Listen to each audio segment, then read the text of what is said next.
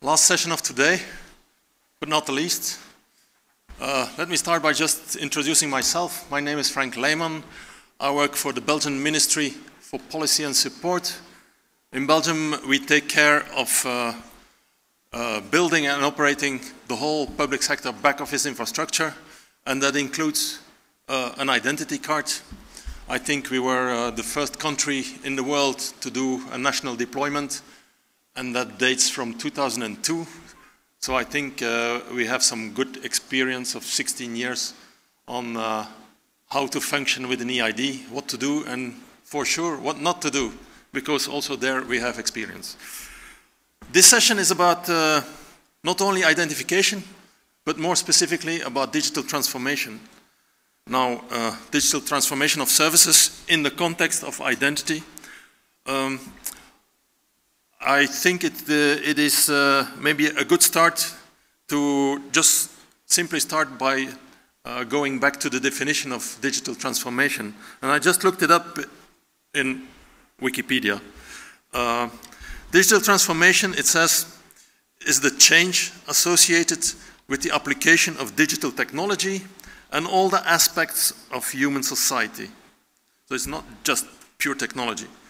The transformation stage means that digital usages inherently enable new types of innovation and creativity in a particular domain, rather than simply enhance the support traditional methods.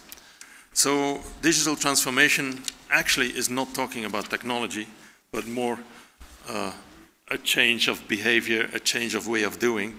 And this session with these four distinguished speakers we'll try to give you a few angles on how digital transformation can have its effect in society, looking at different aspects of identification. I will introduce each speaker. Each speaker will have 15 minutes to do his presentation, and then afterwards, if we all do good time management, I think we have half an hour left for questions and answers. Now, allow me to introduce the first speaker. That is Dr. Boboye Oyeyemi. He's the Corps Marshal of the Federal Road Safety Corps, Nigeria's lead agency in road traffic administration and safety management. He's a seasoned administrator. He holds a doctorate degree in public administration from the University of Nigeria in Nsukka, and he has earned several awards, including Member of the Order of the Federal Republic, National Productivity Order of Merit Award, and Leadership Public Service Officer of the Year Award in 2015. And Dr. Oyeyemi will talk about harmonization and digitization of the driver's license in Nigeria. So, Doctor, the floor is yours.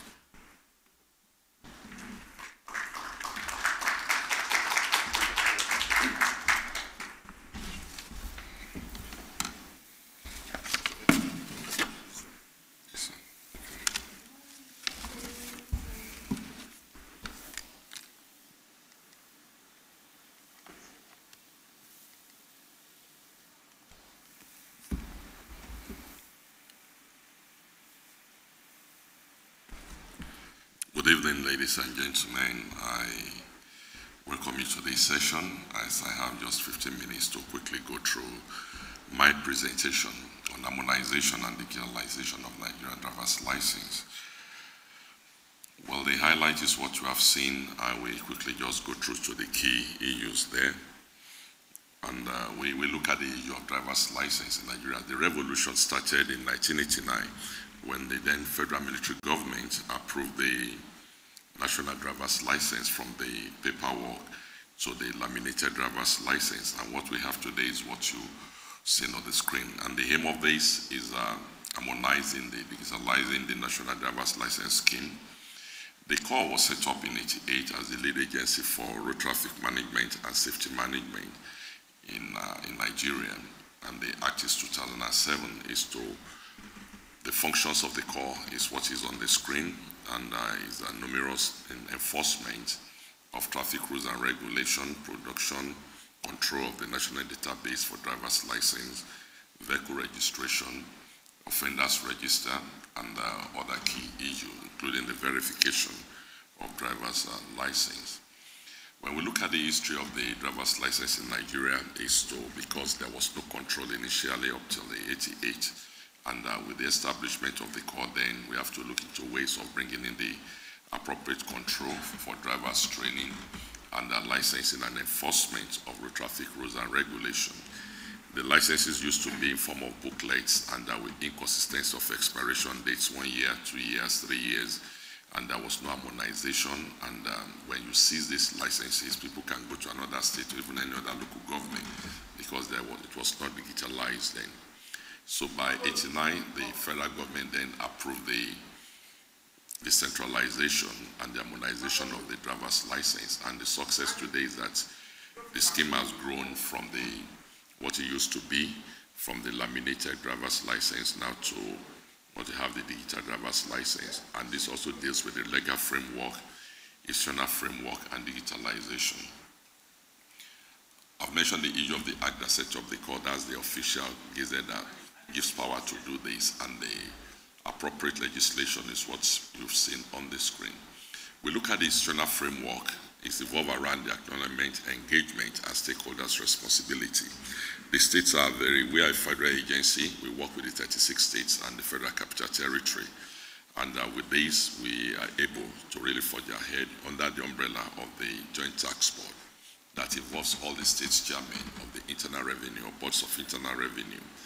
And with the Stakeholders Forum on the national framework, it was agreed that driver's license system in existence then was not good enough. So this was an endorsement from this. With the Joint Tax Board coordinating this, we have the tripartite arrangement involving the core, then the vehicle inspection officers who are saddled with the driver's testing, and the vehicle examination when it comes to roadworthiness of vehicles.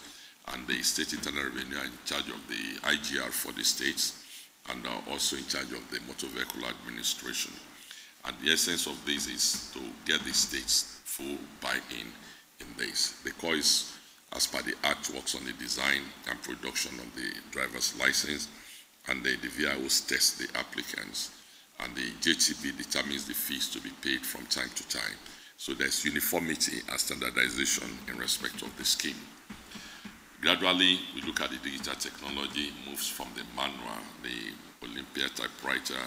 Now we're talking about the screen and the database. Now the nation, we have the national database for the driver's license that you can verify. The same thing with the vehicle registration and offenders register records. This has been harmonized in such a way that using your phone now, we can track the offenders, and that is the success of the modern technology. The evolution is what I've explained from 1989. We have moved from all this. This is how it started in 1990 from the laminated. Then we moved in 95. There was a decentralization of the production because of the complaints and delays of the license. And we now, with the technology improving every year, global trends, we have to also improve on these. And by 2005, there's been a lot of improvement, and we now work. By 2007, a new view started emanating until we have what we have presently. Part of the findings shows that a significant number of driver's licenses existed outside the system, hence the new scheme which brought into place now. We started in 2011, the Enhanced National Driver's License, which is a far improved version because technology continues to grow every second, and if you remain stagnant, you'll not be able to catch up. So the most important thing is for us to look at the global trends, and being aspiring to be a world-class organization, you must look at the global trends and ensure. So what you have on the screen is what the technology, what we introduce and what we are using presently, the identity management, the demographics and biometric systems, the card production. We have a print farm now, and the driver's training under the driving school standardization program. Before you can get your license, there must have been a biometric investigation to ensure you don't have a license previously. So some people don't have their license because they've attempted to go for license twice. And the processes involved. So must go now, while there's respect for Nigeria license, must go through a driving school. if you're a fresh applicant, before you can get the license. You apply, your capture is done, your data is managed, and the printing is done through the biometrics. And the continuous training for the core members is one of the key aspects of the scheme. We look at this, you look at the cost effectiveness. The key thing has to do with integrity, the quality, and the accessibility. And within the last 3 years, we have been able to improve on the system now that we don't have the backlogs again. And we are also working with the states to ensure the ease of doing business, which is the presidential order, we follow this. And that these processes support the issue of driver's license, renewal of the expired license. We are now working that an application where your license expires, you get an alert, and the issuance of loss or damage license and obtaining commercial license, which is different from the private license. And with all this, we have the architecture, which is shown on the screen, the process of the renewal and issuance. There are two ways to renew the license. Either you go back to the workstation for physical capture if you believe your photograph, you want it changed, or you go online and just renew in your office or in your residence, and you get the new license. That's just technology improvement. And we also have the one-stop shop now where the three agencies, the FRSC, the Vehicle Inspection Offices, and the State Internal Revenue Service operates to ensure the ease of doing business is more enhanced. The next slide just shows the function of all of them, like I've explained earlier on. The VIOs test the drivers, and the revenue goes to the states, not to the core. But the states pay the core for the production of the licenses. And the driving schools, they are privately owned. It's compulsory now. If you don't go through a driving school, you cannot get a license in the country. These are just the locations. I think we have over 210 locations for workstations, and we're expanding. Before the end of the year, we intend getting almost 350. And before the June, we believe we should be able to get to about 300 workstations now. And the progress is that we are getting more support from the states now. Getting close to about 10 million licenses now. We don't have much backlog again. We don't have anything. We are printing for the last 2 months, 2 weeks now. And it shows a lot of improvement and the support we have received from the government. We believe the way forward in this digitalization, there's bound to be challenges. One of the challenges in the country still has to do with the bandwidth issue. It slows down the process. And we believe the agency we are using, we have collaboration with the Galaxy Backbone is improving on this, and we've been assured by the month of June there will be improvement in the bandwidth because it's slow when it comes to capture. And the cost of production, we've been finding it difficult to get the states to agree to increase the prices. When we started, the exchange rate was 160 naira to $1. The present exchange rate, the official rate is 306, stabilizing at about 360. So we ought to have doubled the prices of the license, but the resistance from the states because of the social economic challenges. But we believe we can do more if we can get the states buy in respect of this. We continue to improve on this. What we are looking at presently now is the e-licensing. We believe before the end of, within the next 1 year, we should be able to work on e-licenses that you can have your license on your phone, so you don't need to be carrying the cards. So if you are stopped because of the verification now, you should be able to get this. And expanding to ensure that we have 774 local governments. We believe partnering with the states, and we get the licenses to the key densely populated areas. Like I mentioned yesterday, we have a road network of 204,000 kilometers. It shows the size of the country and a landmass of 924,000 square kilometers with a population of about 183 million. So we believe we still have a lot of ground to cover in this, but gradually the states are happy, the revenue is going there.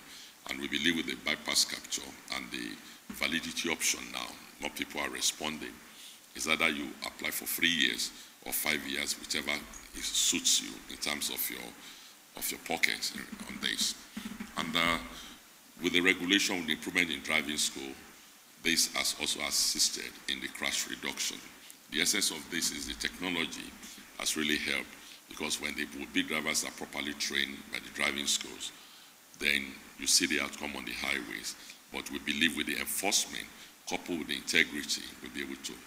Then the issue of fake license has been eliminated with the verification portal. Nigerians knows now that so you can verify the license using your phone, the short message service, and with these, and also the vehicle registration can be verified using your phone on SMS. So this has made people to know that if you don't go through the normal process, you cannot, and we share information. We are having alignment with the banks now. So that means if you are holding a fake license, you cannot go. It becomes a criminal offense for you. And we'll be able to do all this. Then the acceptability of the license by the international community is reliable. We exchange information with the various countries on this. And in conclusion, we believe that the harmonization and the digitalization of the driver's license scheme, it provided the authentic database for the country. It's assisting the Interpol and the state services in the course of investigation, because the records now are valid and relevant because of the captures that is done. And that the maximizing the use of these records will improve the planning and implementation of policies by the government. This is the executive summary, and I want to really thank you.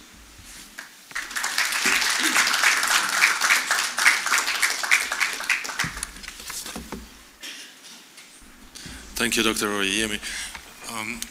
Could I ask you, how far are you in the journey of modernizing all these driving licenses? Is everybody now equipped with a new driving license? Can you speak in the microphone, maybe? It's on. It's on. Yeah. If you're a driver licensed to drive, you must have the license, and I think all the drivers have the license now, because you know the process enforcement is if there's an infraction and the personnel, the marshal, we ask for your vehicle papers, including your license. And the regulation is very clear. If you don't have a license, you cannot drive. And if there's infraction and you're arrested, you'll be prosecuted. You are taken to the mobile court, or a citation is given to you, and you pay the fines, which is optional. You can waive your rights by paying the fines, or you have to go to court. So if you don't have a driver's license, you cannot drive a vehicle on the highway. Okay, you've given us a really extensive explanation on the project management side and on the technical side. We're talking here about digital transformation. I would like to have a view on how was this new driver's license perceived by population? How disruptive was it? Or did they just accept it without any problem? Where would you say was the biggest hurdle to pass on the society side? The latest version started on the 11th of September 2011 by the government launched the scheme, and is widely received because of the security entailment in it. So it's well received, even though there's bound to be one or two challenges for any project. There's bound to be challenges at the takeoff. Mind you, the revolution started on the 5th of February 1989 and 1990. So if you look at it till 2011, and I've shown you the metamorphosis, the progress from the laminated to enhanced to customized. So there's banned Nigerians accepted this because it's shown a modern trend in terms of technological breakthrough when you look at the best practices in the world. So the most modern thing now is the sustainability and continuous improvement on the quality, improvement in the database, and interagency cooperation to ensure that they can have unrestricted access to the database for criminal investigation, and also by the government for the planning purposes. Okay, thank you very much. Let's go to the second speaker. We go from Nigeria to China. This time I have the pleasure to introduce Dr. Roger Tai.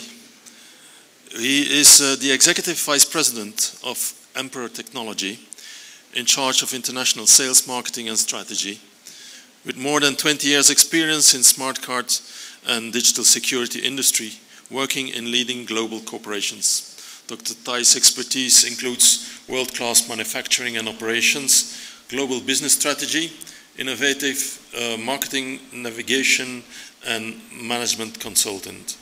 And Dr. Tai will talk about innovative and revolutionized solutions for ID documents from enrollment to issuance.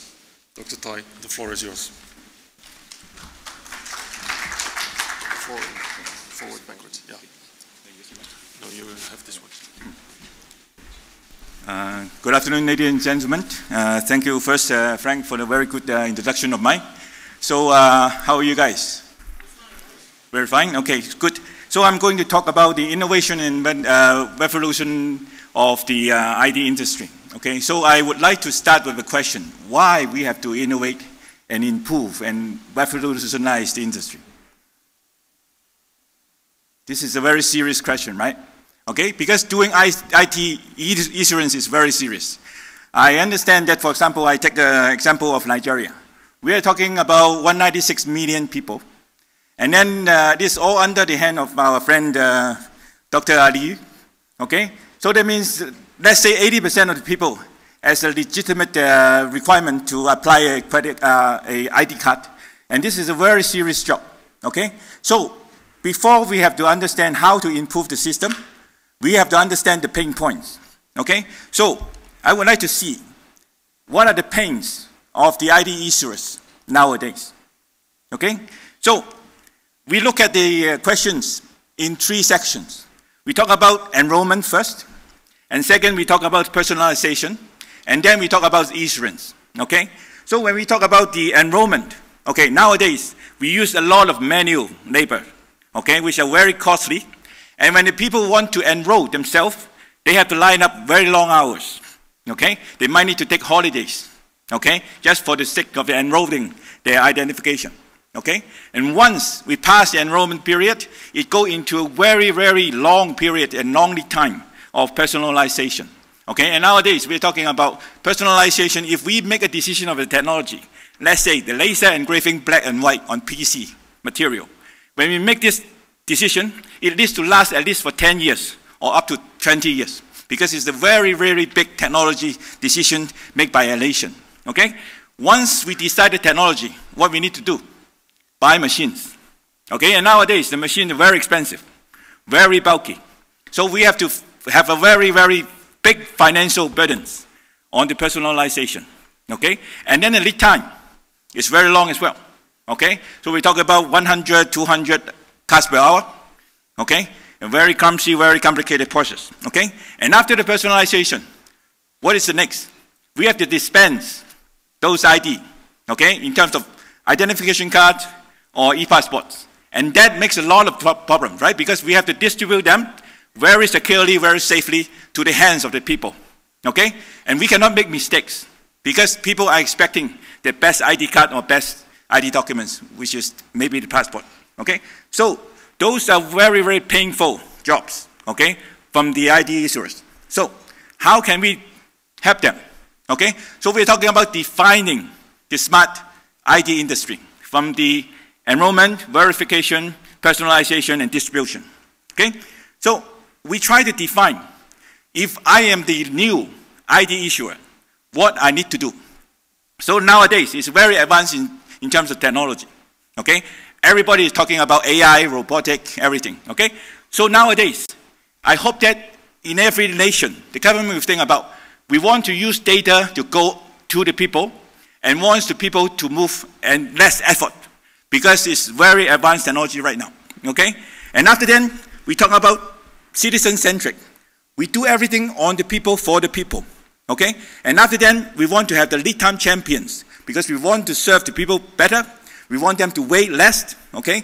And then after that, we talk about the peace of mind, and then we talk about the safer technology, and then we talk about the cost saving, the overall cost of ownership.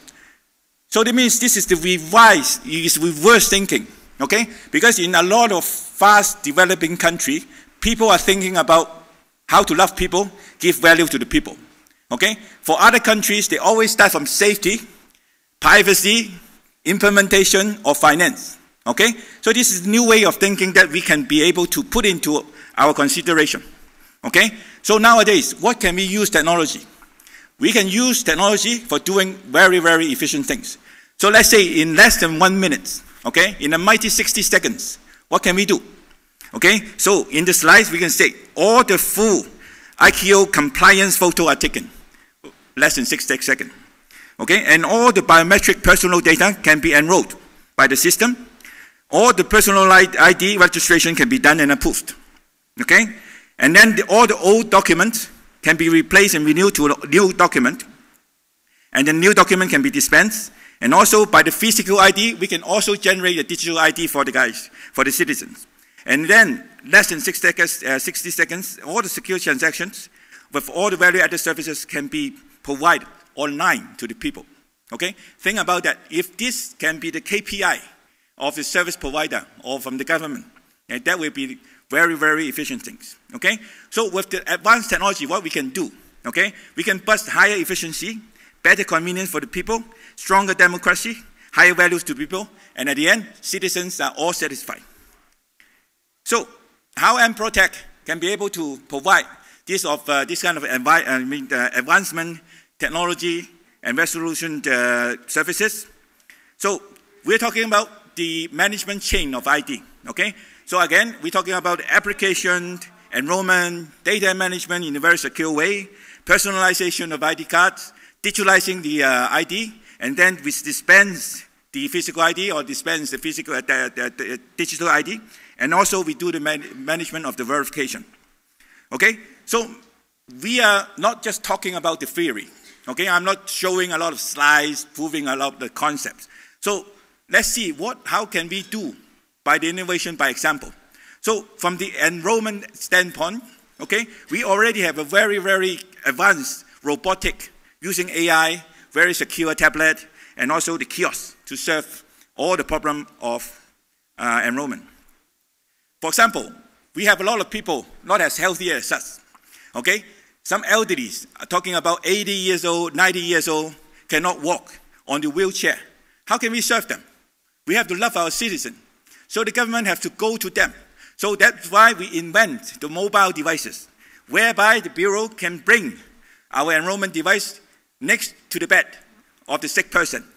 And then once he's healthy, back on the road, he can go out of the country and enjoy his life. And this is how the government needs to do. Okay? So on the facial recognition, everybody is talking about, other than the face fingerprint, now the world is talking about facial. Okay? On that one, our company also invented the facial recognition enrollment kit. So you can visit our booth if you like. So that means it's the robotic mechanism that will follow your iris level to go up and down. So imagine if a lady walking, sitting on the wheelchair, okay, the robot will follow her height of the iris level, and take her picture in the ICAO format, okay? And this is the advancement of technology that now we can do it, okay? And then to talk about the photo booth and smart enrollment, we also have that kind of very automated AI-driven photo booth. So that means we can take the ICAO compliance photo with the AI, okay? And then to talk about the enrollment kiosk, also you can see some very good example with the payment terminals, all the reader of the e-passport, all the documentation, scanning, whatever, it is all incorporated. So that means this robot cannot move. Okay, it's only the camera or the panel can move it up and down according to the people, the height or the nature of the body. Okay, and also we can provide very smart enrollment centers for any government bureaus and up to their convenience to the citizen.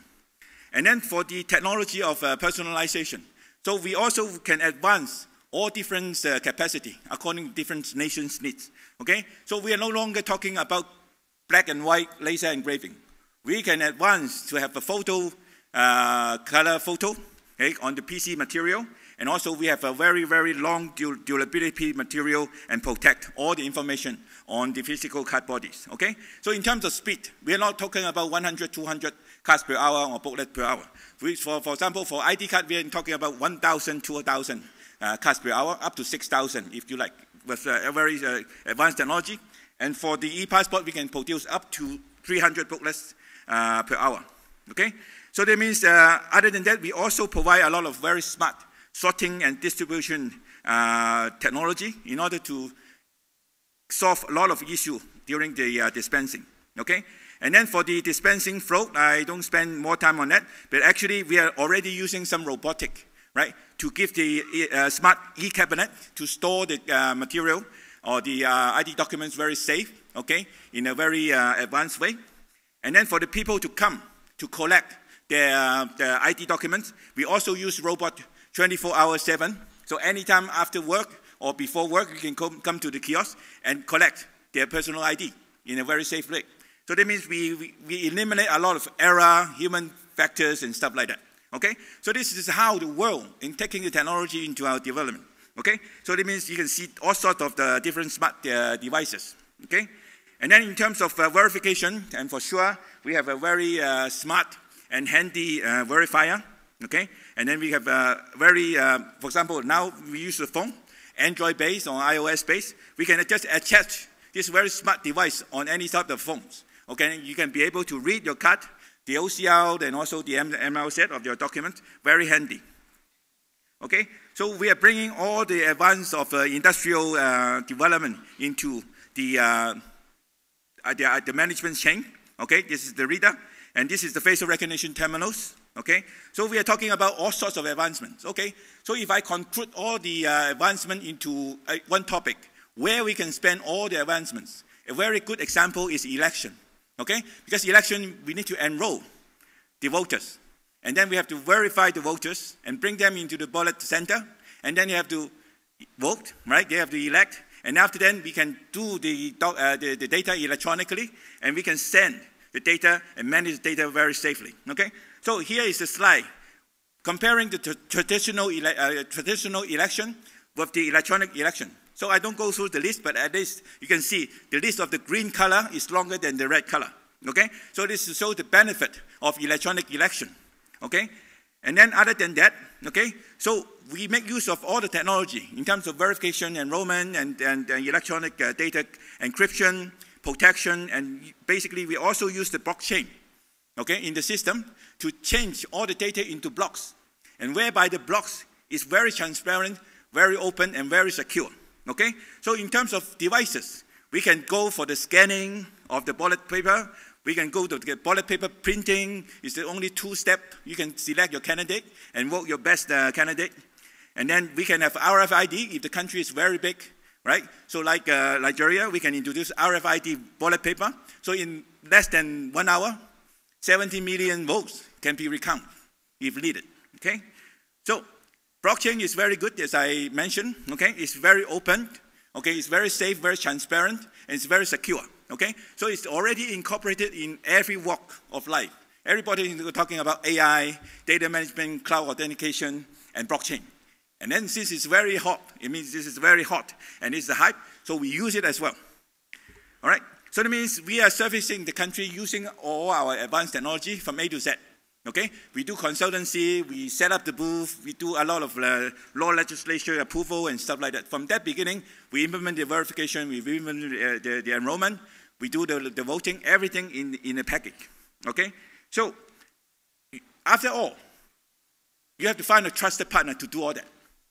Okay, so you have to find a partner has all the good references. Okay, so for Emprotech, what are we doing? Okay, so basically in a very short time, we are actually the exclusive provider of e-passport personal machine. So with our service, we are producing 150,000 passports per day for China, okay, which is the world's #1 references in the world.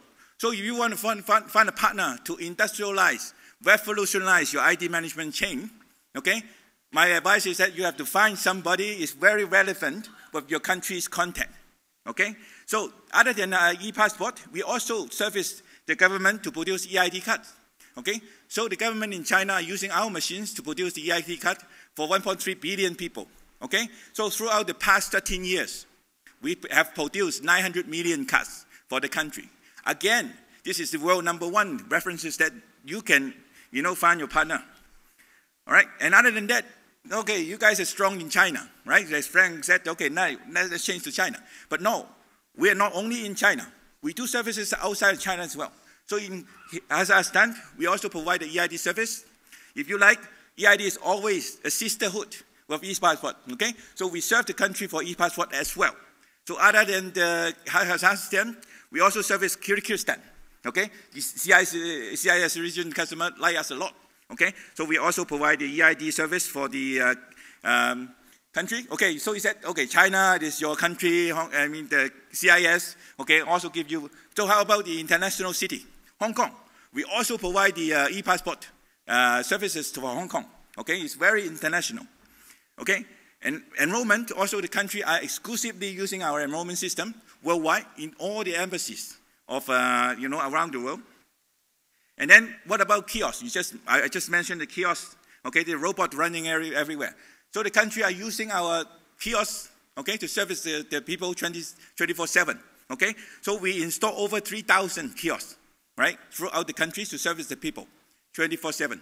And then very important thing is the kiosks, people line up in front of kiosks, and then the government or the police bureau or the e-passport bureau is not allowed our kiosks to be malfunction, right, during the working hours. And this is a very significant requirement for the company, okay? Throughout our 23 years of service to the government, we still survive.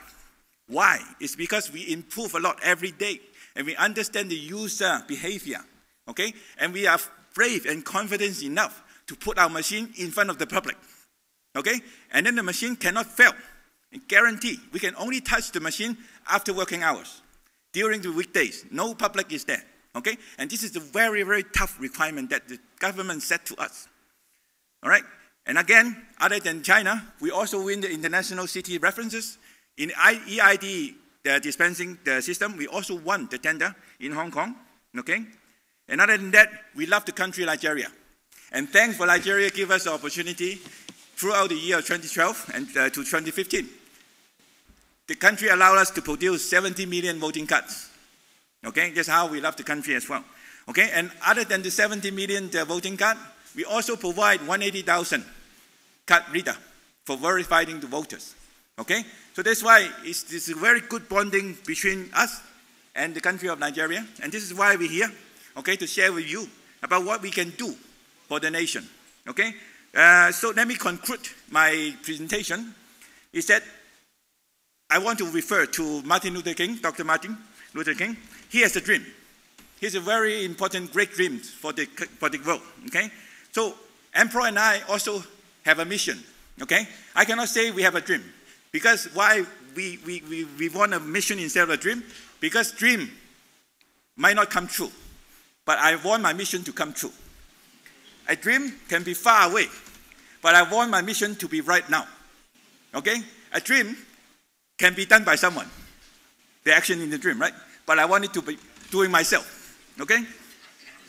So, my mission is that I would love to help any government in any country that when the citizen receives their ID card, they will cry. Why they cry? Because they cry for thanks. And I want them to cry for hope. I want them to cry for satisfaction. Thank you so much.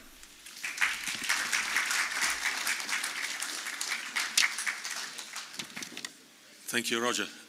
For sure, you have proven to us that technology is a good tool to convince people to implement new technologies, and that it can help us as well in speed as in efficiency. This being said, allow me, and forgive me already, to be the devil's advocate. You say that you work with this 60-second rule for enrollment. That's impressive already, but I think my experience shows that there where it takes more time is the link you need to make with your legacy. Now, countries who have no legacy, typically in Europe, we always talk about Estonia because they started from scratch. They did very progressive things because they did not have to link up with legacy. So what's your experience in China? Was there a legacy, or did you also start from scratch all over?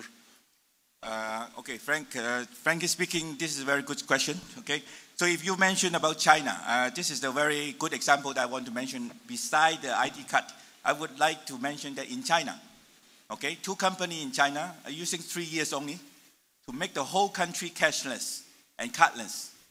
Everybody is not using cash anymore in the mighty 3 years. Okay, so we're doing to rationalize the industry by providing them the QR code. Okay, to change from a card industry and also the cash environment to a cardless and cashless environment. So that means why they can be able to do that? Because they come from the other perspective. They add value to the people first. They don't concern about the privacy, they don't concern about the safety of payments, okay, or the implementation or how to finance the project. They always give value to the people and then attract people to use the QR code, okay? So this is all of us are human beings, okay? When we see the value, we love it, okay? So that means, for example, if I'm a hungry kid for 30 days, okay? You give me an ID with chips inside, okay? With a lot of banking incorporated and stuff like that. And as a kid, starving for 30 days, I don't need it. I prefer you give me a paper. And I can be able to identify myself, and I can exchange water, and I can exchange food. And this is my best ID card for me in life. And that's why I want people to get the ID, and they will cry for it, because we add value to the people first. So that's why we are very confident to provide a 60 seconds or even shorter period of application by providing them first the value. I'm sure, for example, if we have a kiosk and we put a lucky draw of $1 million US, everybody will go to that kiosk and apply for a credit card or apply an ID card. And that's the concept. We add value first and we love people first. And with the value enough, people will line up for that. I agree with you, and I hear you. I fully agree that you need to show the added value for every citizen. And that already sells the product by 50%. This being said, I'm sure, and I'm going to ask the same question as I did to Dr. Oyeyemi, if you put a peasant coming from a countryside in front of your robot, that must be disruptive for that person. So how do you deal with that? How do you handle disruption? Some people may just, well, refuse, not use the thing because they don't understand it, they don't like it, they are afraid of it, afraid of technology. So did you experience that in China? And this is, again, it's a very normal cycle of acceptance. People are very refusing of the changes, okay? And this is a very natural human nature, okay? So there is, as long as we can be able to achieve a small portion of the population and make them propagate, and with their word of mouth, they can persuade with the example that they are so happy, they are so satisfied, and people will see that. And then they will clear all the obstacles, okay? So that's why don't do a massive program countrywide. My advice is, if we want to digitalize the EID, or maybe we want to digitalize the driver license, make the example. Who is the most needed community? Focus on them, please. Right? We can walk very healthy. So why don't we just provide those services to the needed people, and then make them happy first, make them satisfied first. And every people will see this is a very good example, and I will support it, I will follow it, I will propagate it. And this is the way I believe it will work. Okay, Doctor, you have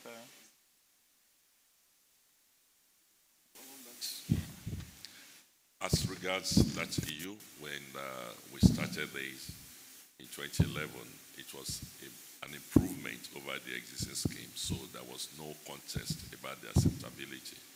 So that's the difference with that, because it's a scheme that commenced in 1990, 89, launched in 1990, and there's been a level of metamorphosis of 4 stages before the 5th stage now. So when you see that you now have an improvement, so no, there's no question of resistance. Okay, thank you, gentlemen. Let's go to the next speaker. We go from China to Latvia. Now, on your program says that Mr. Vadim Steresko will be doing the presentation, but unfortunately he's stuck somewhere in Kenya, is it?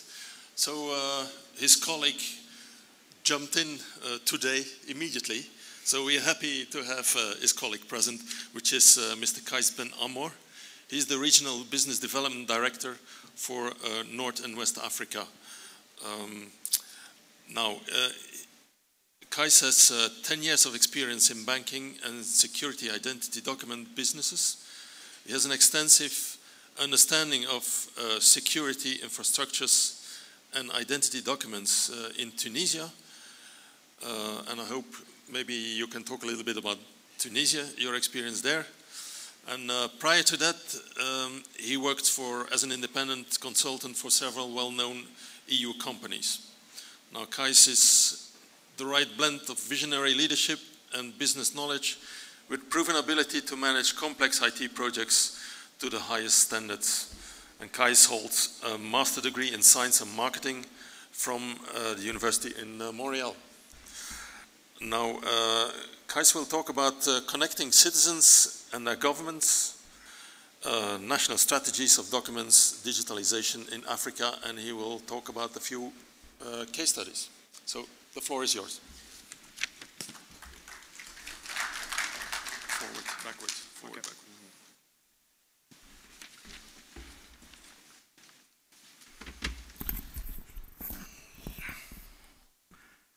Hello, everybody.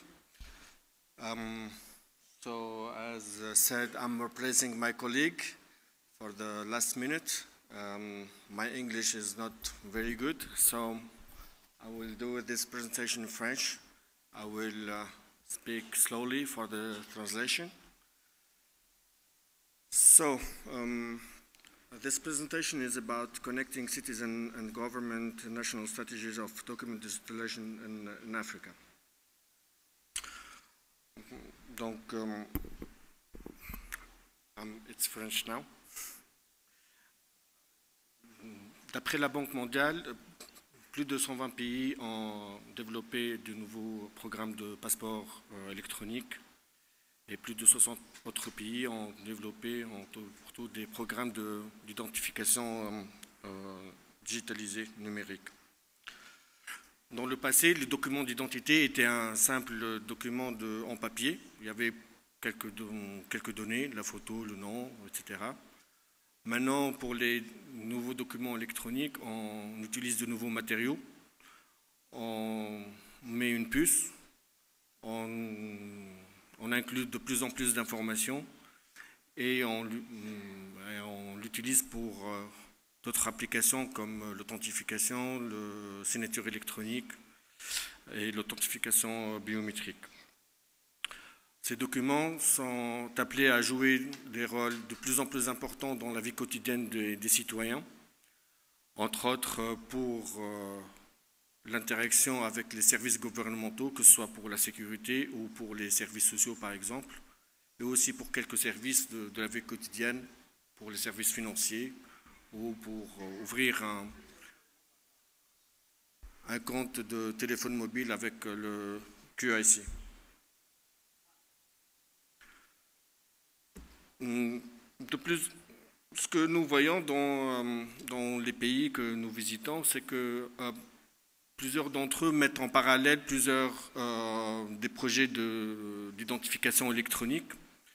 Ces systèmes ne communiquent pas forcément entre eux, et ce pour deux raisons majeures. Ou bien les services gouvernementaux qui les mettent en place sont jaloux de leurs prérogatives et de leur indépendance, donc ils ne veulent pas échanger leurs informations avec d'autres départements. Ou bien ces systèmes sont fournis par différents fournisseurs, ces systèmes peuvent être fermés, et donc l'interopérabilité et l'échange d'informations n'est pas fonctionnel. Donc ceci rend ces systèmes, on n'utilise pas ces systèmes-là à 100% de leur capacité, et donc rend le coût d'implémentation de ce type de système plus cher. Donc notre vision, c'est beaucoup plus et notre recommandation au gouvernement, c'est de mettre en place une coordination entre plusieurs corps pour implémenter un système vraiment complémentaire d'identification électronique, et ça en mettant en relation et les services gouvernementaux et les fournisseurs privés, que ce soit locaux ou internationaux, et même, pourquoi pas, les universitaires et les experts techniques locaux.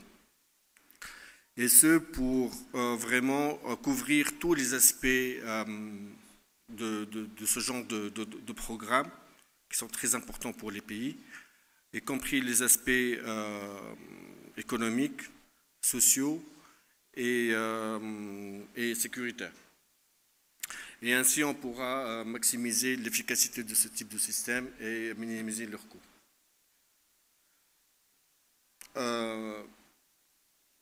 Et c'est pour cela que nous voyons que nous estimons que le système pour les documents d'identité électronique doit primer aux documents en tant que tels. Et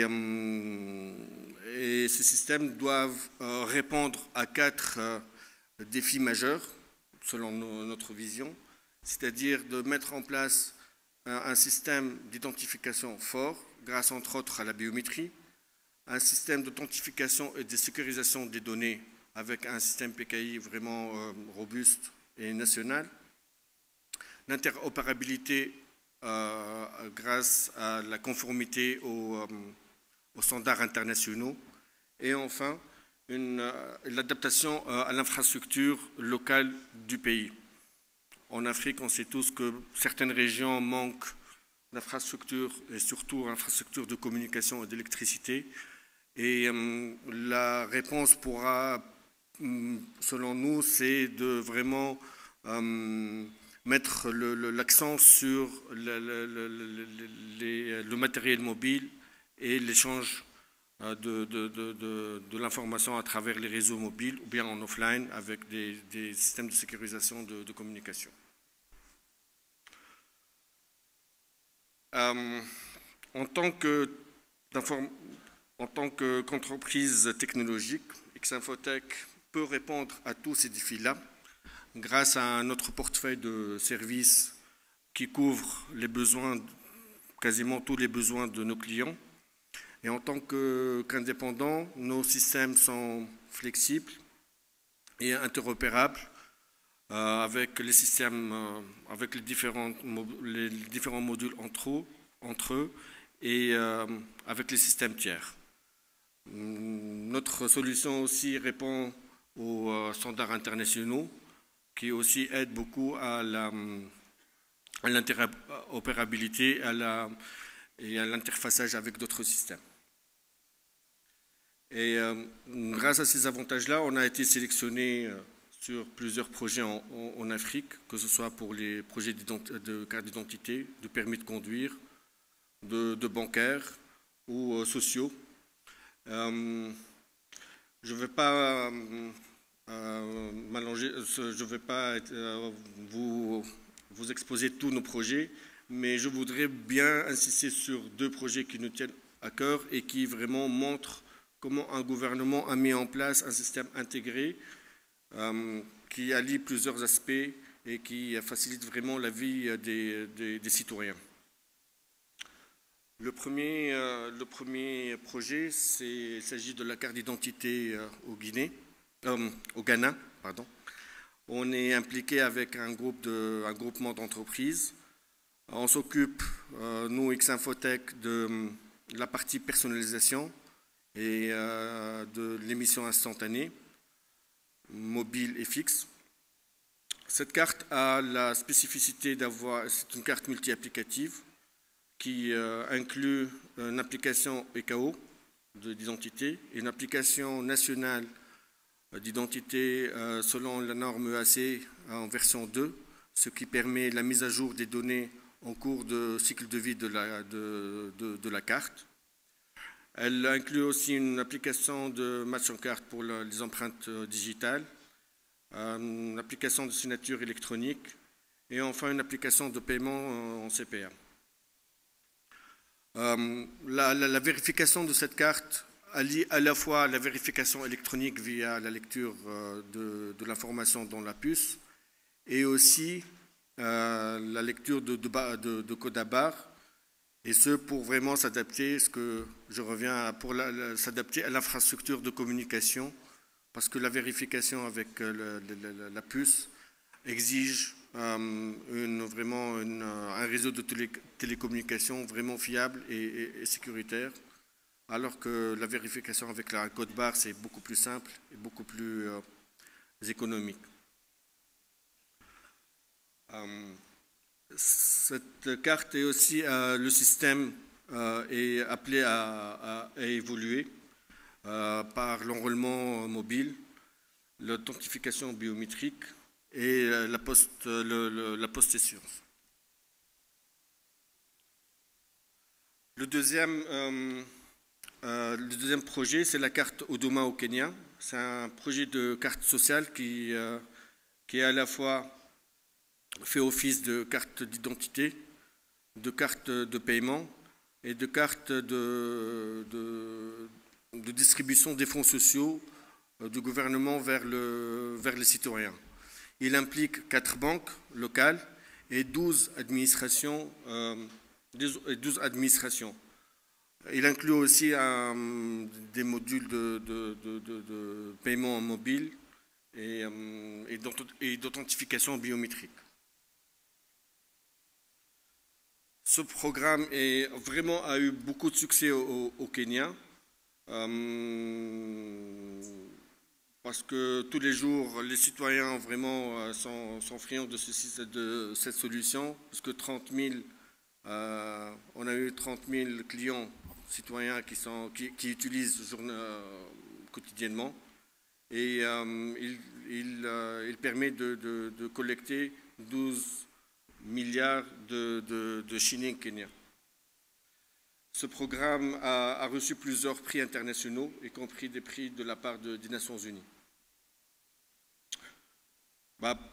Ceci pour dire que Ex-Infotech, nous pouvons fournir des solutions vraiment qui couvrent tout le scope pour mettre en place un système d'identification digitale à partir de l'enrôlement biométrique jusqu'à la vérification du document électronique. Merci beaucoup.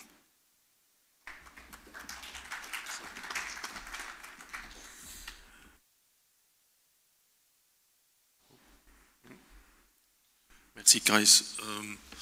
Je vois que vous faites la promotion d'une approche bout à bout, all in one, ce que je peux comprendre, mais moi je travaille pour le secteur public. Nous, on a plutôt tendance à faire des cahiers de charges qui sont découpés, parce qu'on veut avoir le meilleur de chaque module au meilleur prix. Alors, lequel des deux est le meilleur, à votre avis? En fait, nous, on a une solution globale, certes, mais on peut à la fois offrir qu'une partie de notre système. Mais par exemple, en Algérie, on a juste fourni un petit module. Et comme pour la carte d'identité au Ghana, on avait la possibilité de tout fournir, mais là aussi le partenaire et le gouvernement a choisi de bien vraiment de sélectionner le meilleur d'entre nous pour chaque partie. Et on était les meilleurs, entre guillemets, pour la partie personnalisation, mais on pouvait aussi faire la partie authentification, enrôlement. Donc ça dépend de la vision des clients. On peut répondre aux deux approches, que ce soit module par module ou partie d'un projet ou un projet clé en main, et ça ne nous dérange pas. Ok, merci beaucoup. Let's go to the fourth and not least speaker, because time is going fast. Allow me to introduce Mr. Amaury Chasseux. We go from Latvia, now we go to France, we stay in Europe. Amaury is a product manager in charge of developing service group solutions for both the identity and the vehicle market. He also master degree in materials engineering from the University of Technology of Troyes, and also studied management in Denmark at the DTU. Amaury is working since 8 years for the high security document field, and he started his career at Hologram Industries, which is the former name of Ceres, as a project manager based in the US and then in the headquarters of France. And he also tells me that he has been 3 years unloyal to the company, but he came back. So there must be something good. Amaury will talk about virtual identity, and he is asking himself, am I really the one I claim to be? So Amaury will also do his presentation in French, I think. No, in English. Okay. Floor is yours.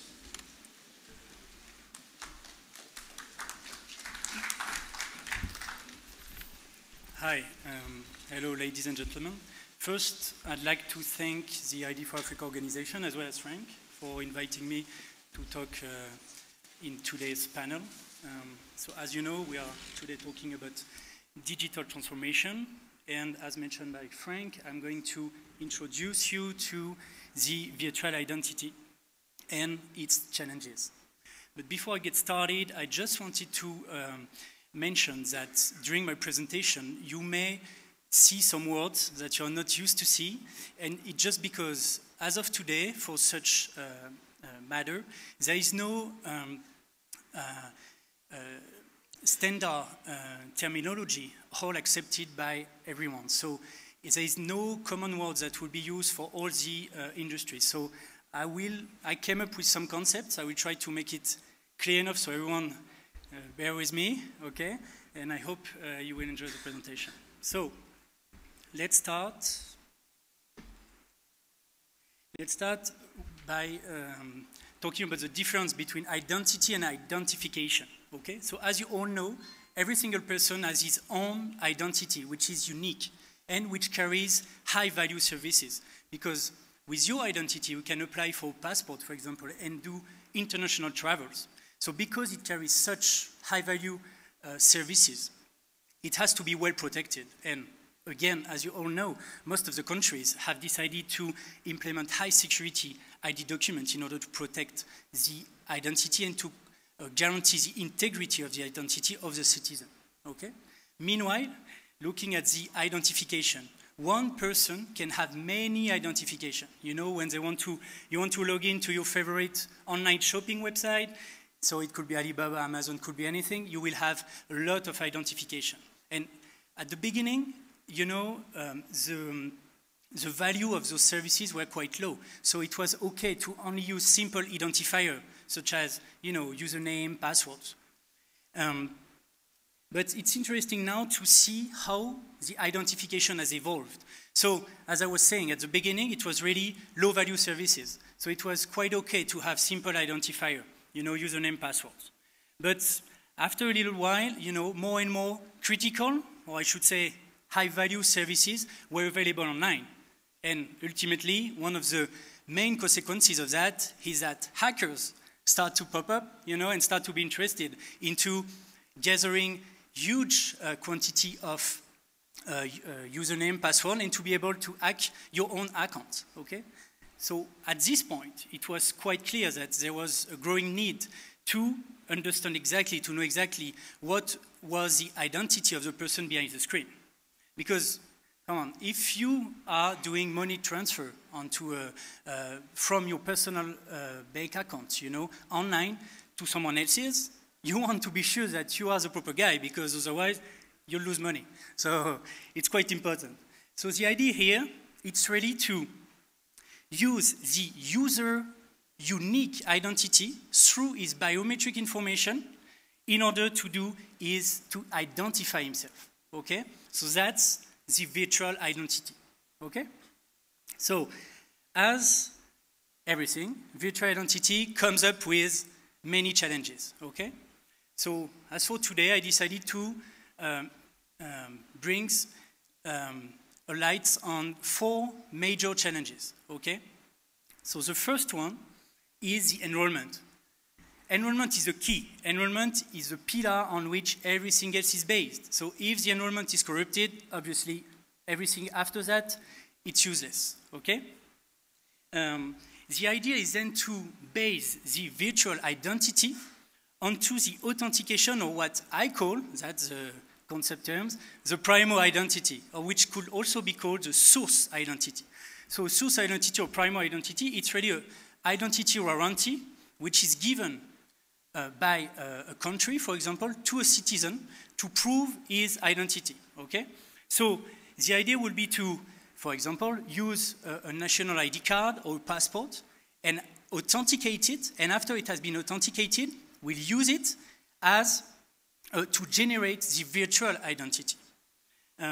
But the enrollment has to go, one step further, because, today hackers and bad people, they are getting super into digital attacks, okay? And if you have done a good authentication of your primary identity, of your passport, your ID card, but then for issuing the virtual identity, you allow the citizen to give you a morphed image, for example, so an image which will work not only for him, but maybe for his brother or someone else's, then again, everything is useless, okay? So the system that if you implement a virtual identity program, the enrollment system has to be able to fight against this type of attacks.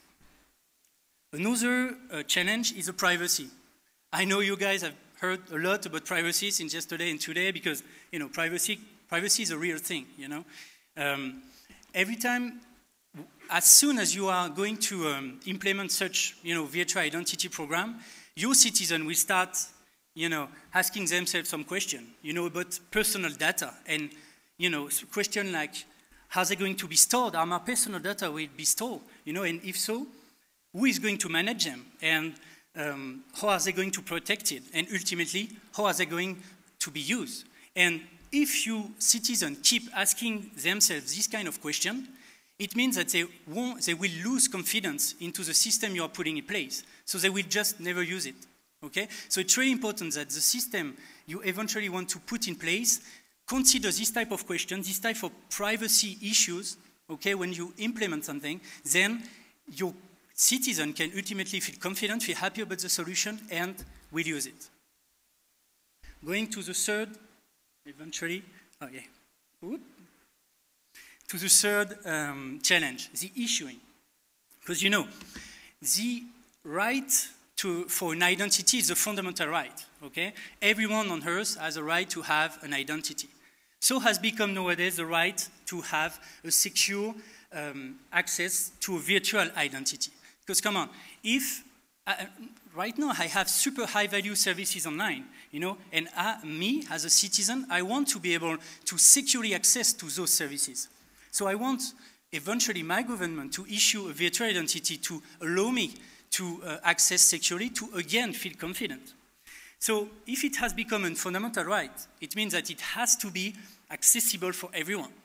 So when talking about issuing, if you go for 100% digital issuing, it means that eventually the implementation will be easier, but then you have a risk of digital exclusion. Digital exclusion is when, some people, they are not really used to use super trendy, high-end new technologies. So they will, again, have a feeling of fear, they won't feel confident, so they won't just use it. So you put aside a part of the population. And if you go to 100% physical, then those people will be quite happy. They are used to have physical documents, they will love it. But the other part of the population who is really into new technologies and digital functionalities, they don't want to have a physical token always with them. They like to have it digital. So this is just to say that, you have to take the best out of the two options. And it's really important that you put in place a solution of virtual identities that accept both a physical and a digital issuing. Last challenge is the usage. Again, always coming back to if you are implementing a virtual identity, you want maybe not 100% of your citizens to use it, but the majority of your citizens to use it. So if you want them to use it, the identification process has to be smooth, so it has to be, ergonomic, easy to use, fast on one side, but it also has to reinsure the person who are going to use it. So you have to guarantee a high level of security. And when we're talking about virtual identity, ultimately it leads to self-identification. Self-identification is when a citizen wants to, self-identification is when a citizen is going to authenticate himself, to identify himself on his own. So there is no third party, no controller who is doing it.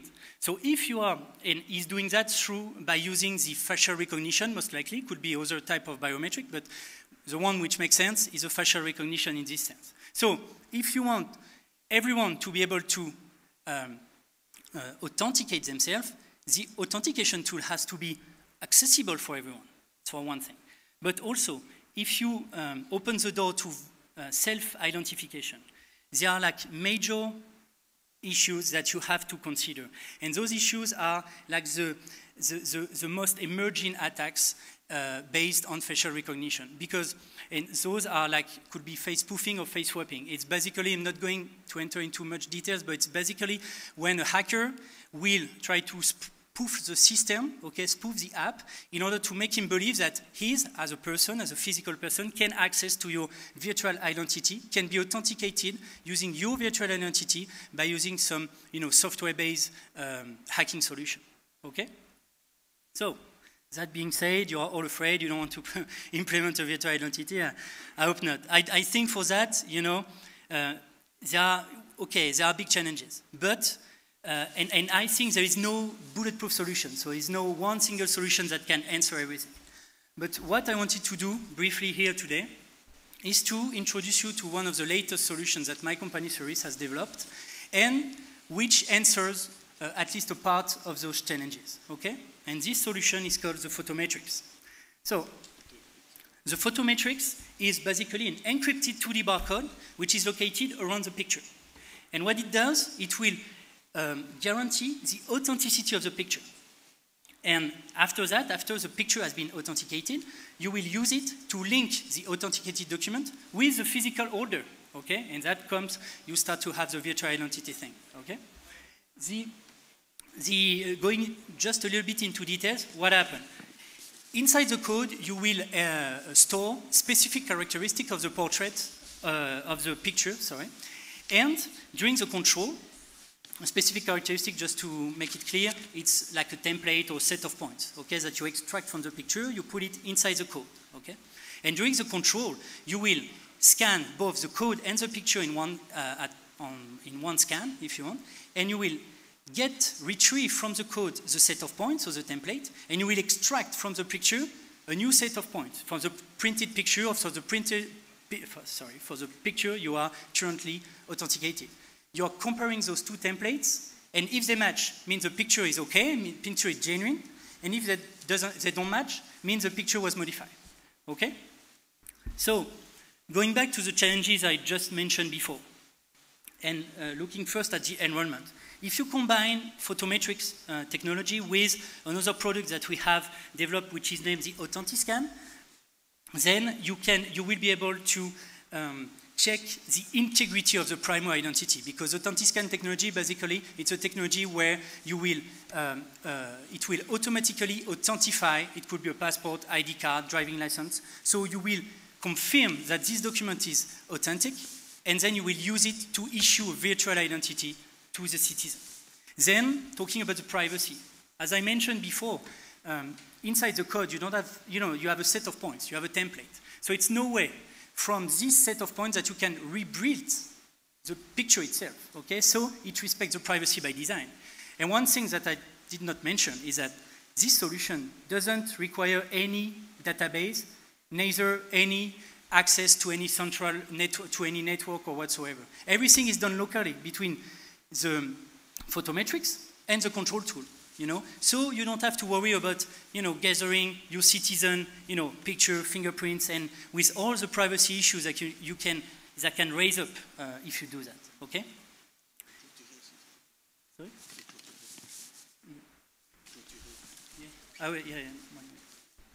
Yeah. The last two challenges we mentioned is the issuing. So going quickly, because I'm here a little bit, so you can have it both physical and digital, and what's really good is that looking at physical documents, it's compatible with any types of personalization. It could be a surface perso or laser engraving, and it's compatible with 300 DPI, which is quite low. Looking at the usage, the control tool I mentioned, that has to be accessible for everyone. In this case, it's a standard smartphone. You don't have to have the fancy iPhone 10. You can have like a much cheaper phone. And also, the whole solution is based on a barcode scan. It's a 2D barcode scan, which is super easy to use. And when entering into self-identification solution. We integrated both liveness tests, which are random questions that the app will ask to the user to do, like turn your head left and right, blink your eyes, and also some anti-face spoofing technologies based on 3D face reconstruction. I just, and it's going to be the last 30 seconds, wanted to show you a quick video clip that tries to summarize. I need the techniques to turn on the video. Thank you. So it's really 30 seconds. So the first step is the check of the Primo identity. Okay, so you will use the AuthentiScan solution. You see, the guy is giving the passport. It will be authenticated automatically through the AuthentiScan solution. And once it's authenticated, you get the green light and you can issue a virtual identity. In this case, it's a physical virtual identity, but you can issue it. Now that's when become professional actors. Look at that. So it's first application is when a controller will do the inspection. So a third party will do the inspection. You scan the code, you check the facial recognition with the guy, and that's done.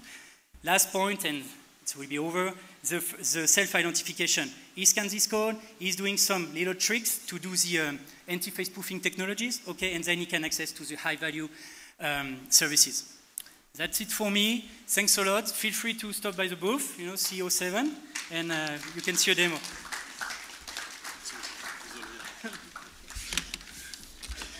Okay, thank you very much, Amaury. So, time is going fast. I will open the floor for questions, but while you prepare your question, I'm going to return to you, Doctor, and put you one little challenge. I read in the last GSMA report, which is the Global GSM Association, that Africa is the fastest growing continent on mobile. So I was wondering whether, with regards to your driving license, are you already thinking at the future and dematerializing, could you imagine dematerializing your driving license and have it on your mobile phone, or maybe both? Is that something you're looking at? I mentioned it in my presentation that we are looking at e-licensing. I did. It was one of the things on our own project list, so that you don't need to carry the cards along, and so that you have it on e-licensing. Okay. Started working on this. So how far in the future do you see this happen? Hopefully by next year. Okay.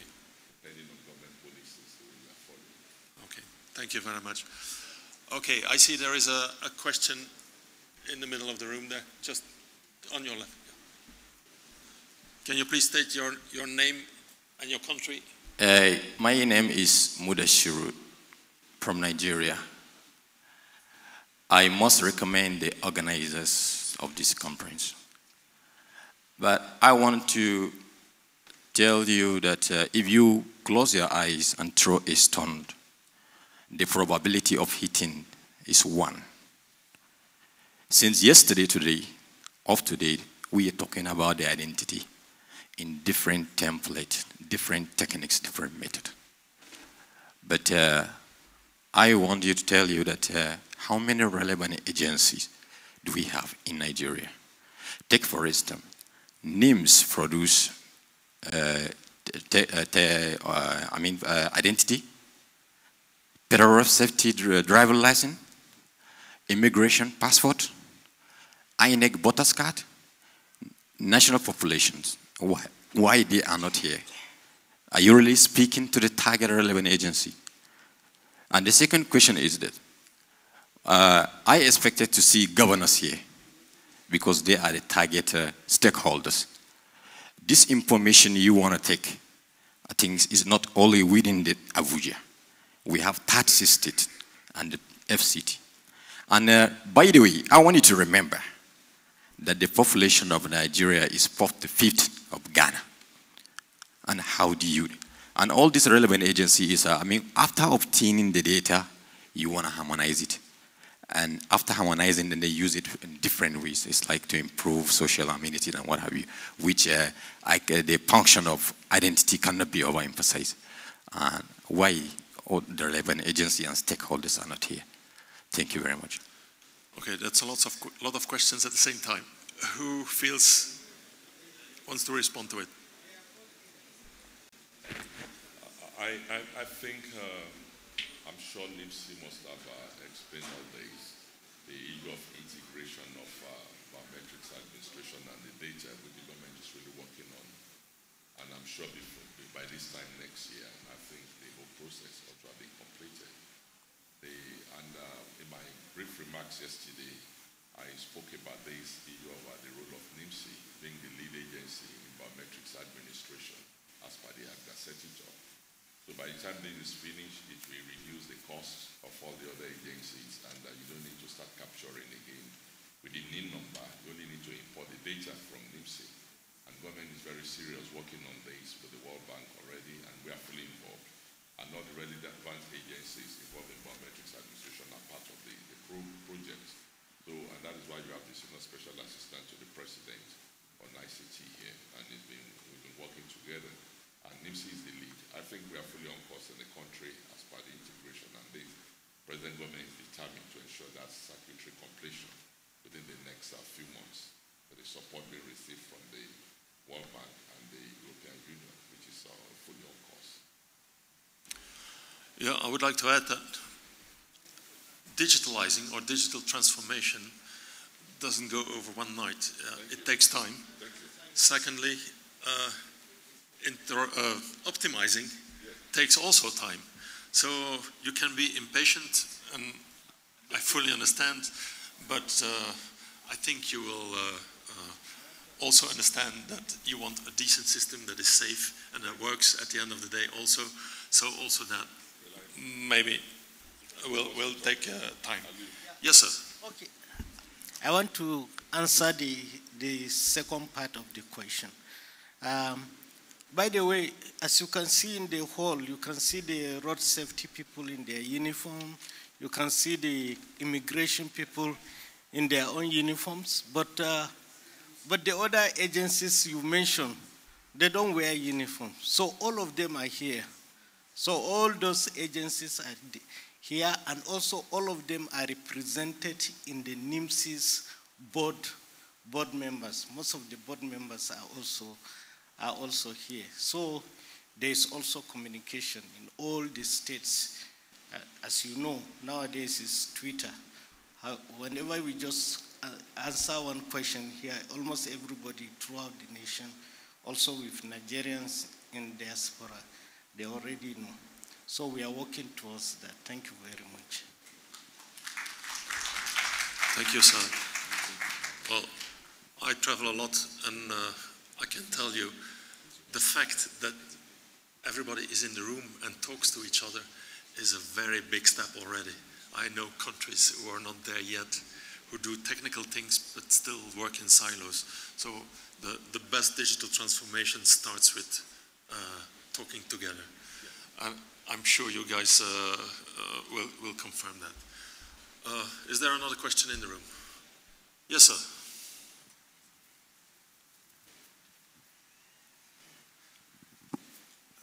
Thank you once again. Dr. Eze Okowa is my name, from University of Abuja. I listened attentively to the Emperor, okay, that is from China. My question here is, we've been in so many countries from your presentation, and this is Africa, and I thank ID4Africa too for this initiative, thereby trying to bring Africa to be on the same pedestal with the international community. I want to ask, all the years you have been into this in some African countries, have you been able to transfer technology to some of these countries so that they can now do things by themselves? Another one is the ID4Africa. This is the fourth meeting, annual meeting. And we are talking about digitalization of our operations. As I was going through the exhibition, I wanted to see African stand. But I still see that most of the people there and the ones that are presented are all foreign countries outside Africa.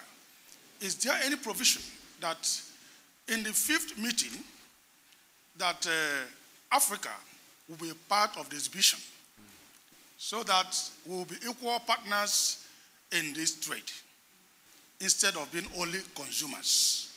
That is my position. Thank you very much. That's a good point. I don't know if Dr.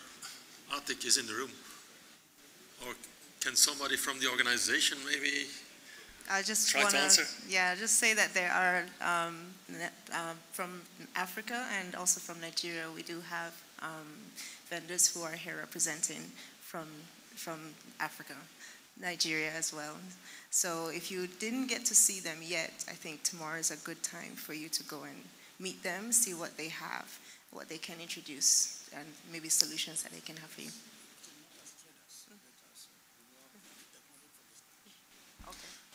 Okay. So the fact that foreign companies are here and foreign countries. And they do have the technology from scratch, right? So the fact that there are a lot of foreign companies and countries present here is, I think, a proof that we want to do knowledge transfer.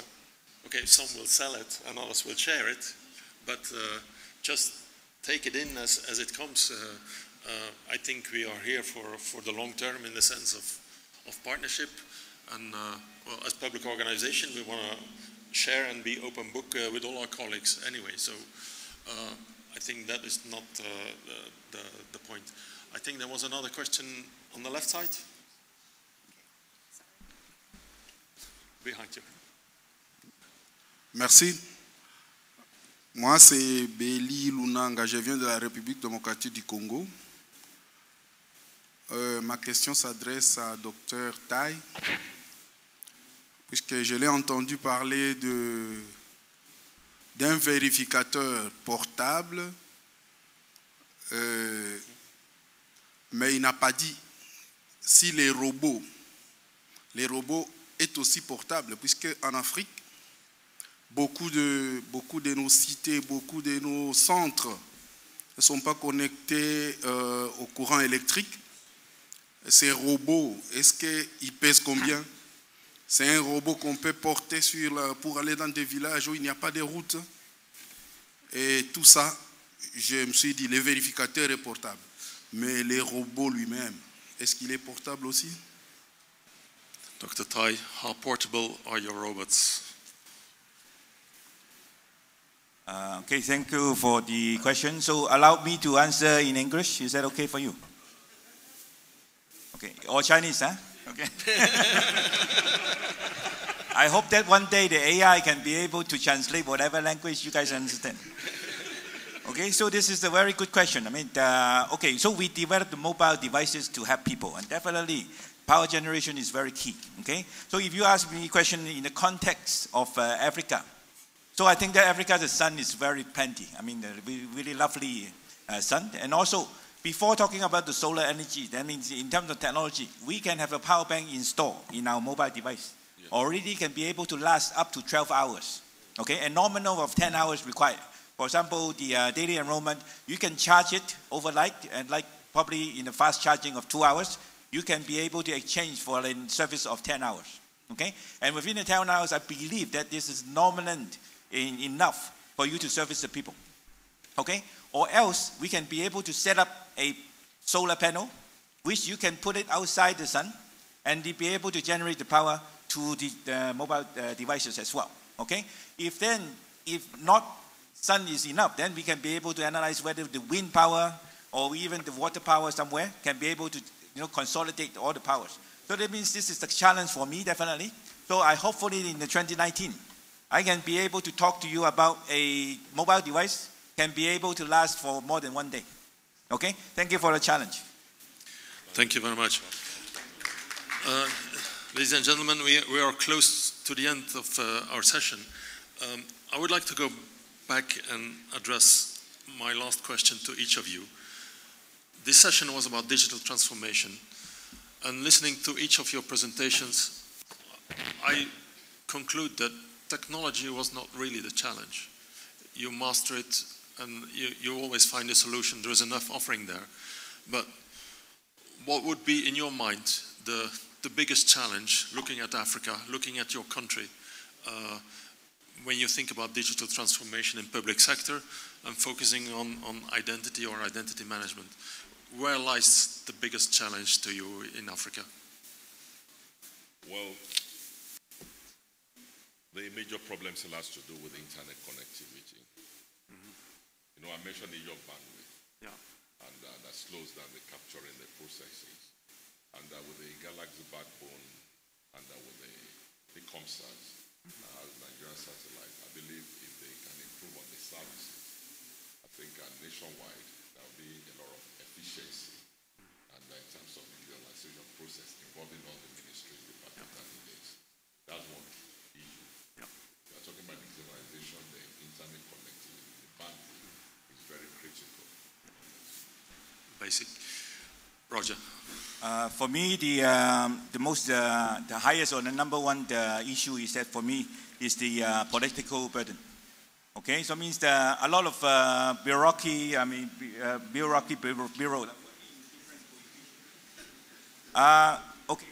of the government. Sorry, thank you for that.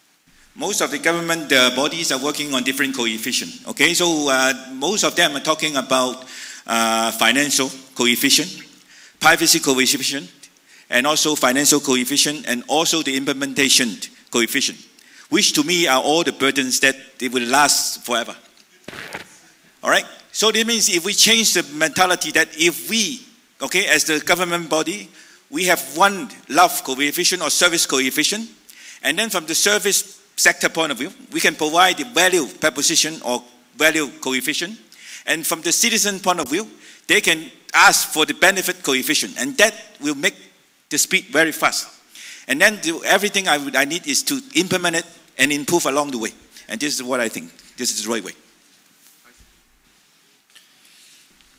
Yeah, as you told, technology is very advanced, but the challenge in our continent is to make it very useful for the citizen for every day. So it doesn't make sense to make perfect system, but it's preferable to make it simple and for the citizen to use it every day and to solve everyday problems. Like, yeah, this for me. So for the government or for the customer, they have to think about the needs of the final users, which is the citizen.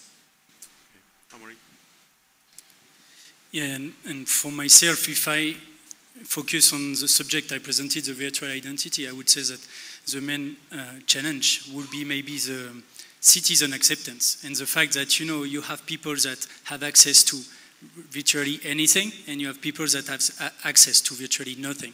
And you have to find a happy medium where everyone see an interest, you know, and I like what Roger said before when, you know, you have to make the people happy.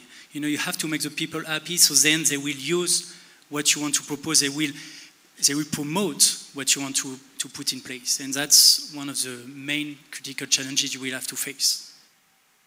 Thank you very much. Okay, ladies and gentlemen, there's one last thing I need to do, that is to ask you to join me in thanking my 4 speakers for their insights. Thank you very much.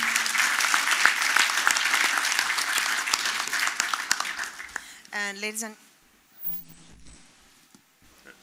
It's on. All right, ladies and gentlemen, also last bit of housekeeping announcements. If you are leaving tomorrow, you must be at the airport 3 hours before your flight, which means you need to leave, you need to be in the lobby to leave the hotel where you're staying at least 4 hours in advance. So please check your schedule and be on time for your departure.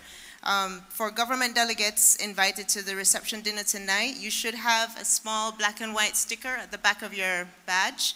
That means you're invited, and the bus will be in the lobby. You can meet in the lobby at 6:30, so right after your session, please head outside by the lobby to wait for your bus. For delegates returning to the hotel, not heading to the dinner, you can also wait in the lobby at 6:30. Your buses will be there to take you back to the hotel. Tomorrow, we have a change in session, so the last session, the session PS6 will be cancelled, and you should be able to attend, you need to attend the 10:30 session where we'll be announcing the host for 2019. You don't want to miss that. We'll also be doing the lucky draw within that session.